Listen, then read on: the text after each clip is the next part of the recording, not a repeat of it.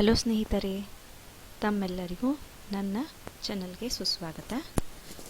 ಇವತ್ತು ನಾವು ಒಂದು ಉತ್ತಮವಾದ ಪೌಷ್ಟಿಕವಾದ ರೆಸಿಪಿಯನ್ನು ಮಾಡ್ತಾಯಿದ್ದೀವಿ.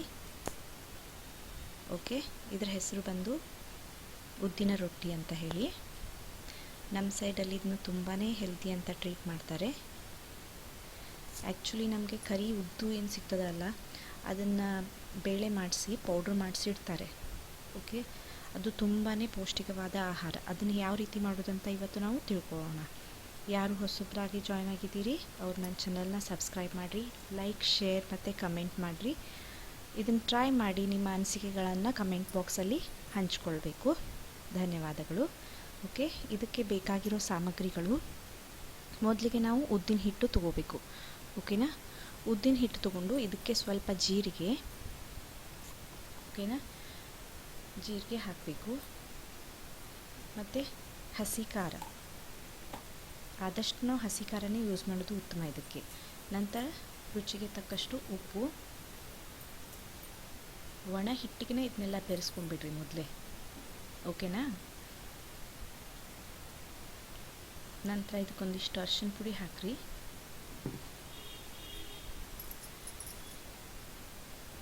ಕರಿಬೇವು ತುಂಬಾ ಆರೋಗ್ಯಕರವಾಗಿರೋದು, ತಲೆ ಕೂದಲಿಗಾಗಲಿ ಕಣ್ಣಿಗಾಗಲಿ. ಓಕೆನಾ. ಸ್ವಲ್ಪ ಕೊತ್ತಂಬರಿ ಸೊಪ್ಪು ಹಾಕಬೇಕು, ಟೇಸ್ಟ್ ಚೆನ್ನಾಗಿ ಬರುತ್ತೆ. ಒಂದು ದೊಡ್ಡ ಉಳ್ಳಾಗಡ್ಡಿ ಹೆಚ್ಚಿಟ್ಕೊಂಡಿರಿ, ಅದನ್ನು ಇದಕ್ಕೆ ಹಾಕಬೇಕು. ಓಕೆನಾ, ಇವಿಷ್ಟನ್ನು ಹಾಕಿಬಿಡಿ ಇದಕ್ಕೆ.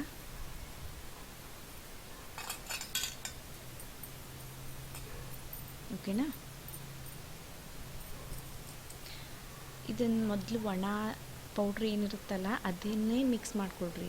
ಯಾಕಂದರೆ ಇದು ಭಾಳ ಜಿಗುಟು ಪದಾರ್ಥ ಇರೋದ್ರಿಂದ ಆಮೇಲೆ ನೀವು ನೀರು ಹಾಕಿ ಮಿಕ್ಸ್ ಮಾಡ್ತೀನಿ ಅಂತಂದರೆ ಅದು ಪಾಸಿಬಲ್ ಇಲ್ಲ. ಮೊದಲನೇ ಎಲ್ಲನೂ ಒಣದನ್ನೇ ಕಲಸಿಟ್ಕೊಳ್ರಿ. ನಂತರ ಸ್ವಲ್ಪ ನೀರು ಆ್ಯಡ್ ಮಾಡ್ತಾ ಹೋಗ್ರಿ, ಅದಕ್ಕೆ ಮಿಕ್ಸ್ ಮಾಡ್ತಾ ಹೋಗ್ರಿ. ಓಕೆನಾ, ಸ್ವಲ್ಪ ಗಟ್ಟಿನೇ ನಾದ್ಕೊಳ್ರಿ, ತೀರಾ ತೆಳು ಮಾಡ್ಲಿಕ್ಕೆ ಹೋಗ್ಬೇಡ್ರಿ, ಆಯಿತಾ. ಈ ರೀತಿ ಚೆನ್ನಾಗಿ ಕಲಿಸ್ಕೊಳ್ರಿ ಮೊದಲು.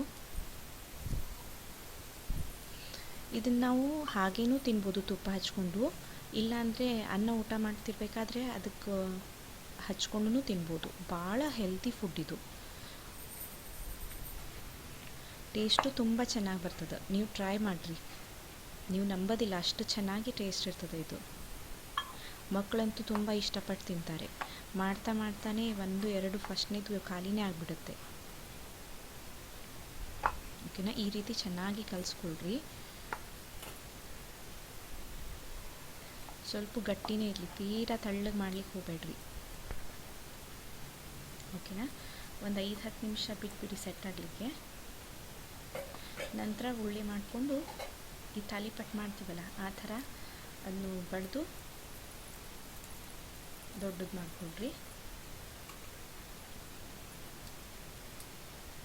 ಓಕೆನಾ, ತಾಲಿಪಟ್ಟು ಹೇಗೆ ಮಾಡ್ತೀವಲ್ಲ ಸೇಮ್ ಅದೇ ರೀತಿ.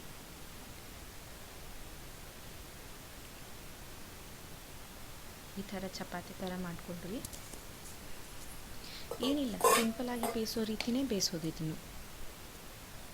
ಇಷ್ಟ ಆಯಿತಾ? ಇದನ್ನ ಈಗ ತವೆ ಮೇಲೆ ಹಾಕಿ ಬೇಯಿಸ್ಲಿಕ್ಕೆ ಶುರು ಮಾಡಬೇಕು. ಏನು ಮಾಡಿರಿ, ಇದನ್ನ ಮೊದಲು ತವೆಗೆ ಹಾಕಿರಿ. ಒಂದೂವರೆ ಚಮಚ ಎಣ್ಣೆ ಹಾಕಿ ಅದ್ರ ಮೇಲೆ ಇನ್ನೊಂದು ಪ್ಲೇಟ್ ಮುಚ್ಚಿಬಿಡಿ. ಅಂದರೆ ಎರಡು ಕಡೆ ಈಕ್ವಲಿಯಾಗಿ ಬೆಂದು ಬರ್ತದೆ ಚೆನ್ನಾಗಿ.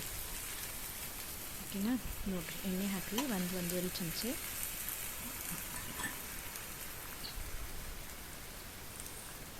ಒಂದೂವರೆ ನಿಮಿಷ ಬಿಟ್ಬಿಡಿ ಅದನ್ನು ಸೆಟ್ ಆಗಲಿಕ್ಕೆ. ಅಂದರೆ ಎರಡು ಮೇಲಿನ ಪದರನೂ ಚೆನ್ನಾಗಿ ಬೆಂದು ಬರ್ತದೆ.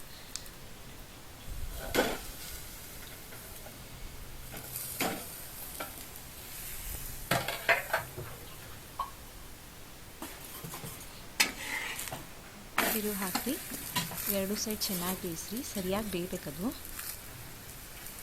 ಇದನ್ನು ನಾವು 2 ದಿನವೂ ಇಟ್ಕೊಂಡು ತಿನ್ಬೋದು. ಓಕೆನಾ, ಇವತ್ತು ಮಾಡಿದ್ವಿ ಇವತ್ತು ಕನ್ಸ್ಯೂಮ್ ಮಾಡಿದ್ವಿ ಹಾಗಂತಲ್ಲ, 2 ದಿನದ ಮಟ್ಟಿಗೆ ಇದು ತಡೀತದೆ.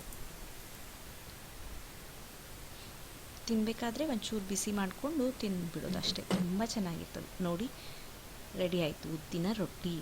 ಓಕೆ, ನೀವು ಟ್ರೈ ಮಾಡಿರಿ, ಲೈಕ್ ಮಾಡಿ, ಶೇರ್ ಮಾಡಿ, ಕಮೆಂಟ್ ಮಾಡಿ. ಓಕೆನಾ? ನಿಮ್ಮ ಅಭಿಪ್ರಾಯ ತಿಳಿಸಿ. Thank you.